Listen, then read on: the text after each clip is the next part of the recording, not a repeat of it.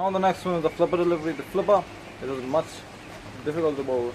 The flipper you can also, to practice the delivery, you should always pick your fingers.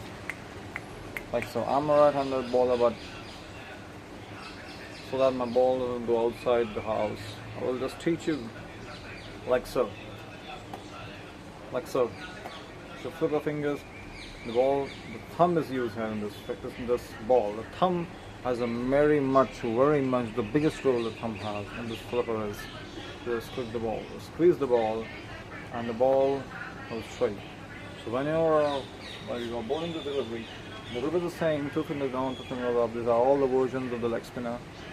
You keep your thumb here, but first to deceive the batsman, you keep your thumb here so that he thinks he's bowling a leg spinner definitely.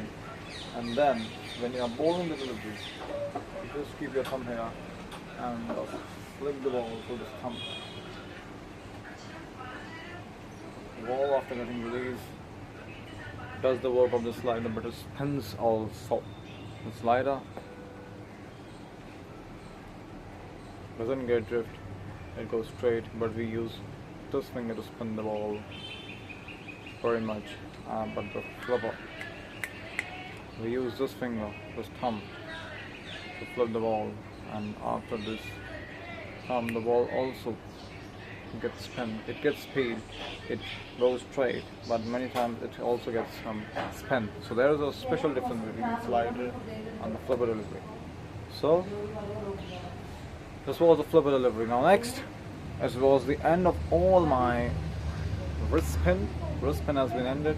There are no other versions which can bowl. One which Warne used to bowl specifically is just holding his wrist, keeping his whole wrist towards himself or towards his fielder or his non-striker, and spinning the ball like this. Spinning the ball like this one. You can also call it chucker. So not always a chucker.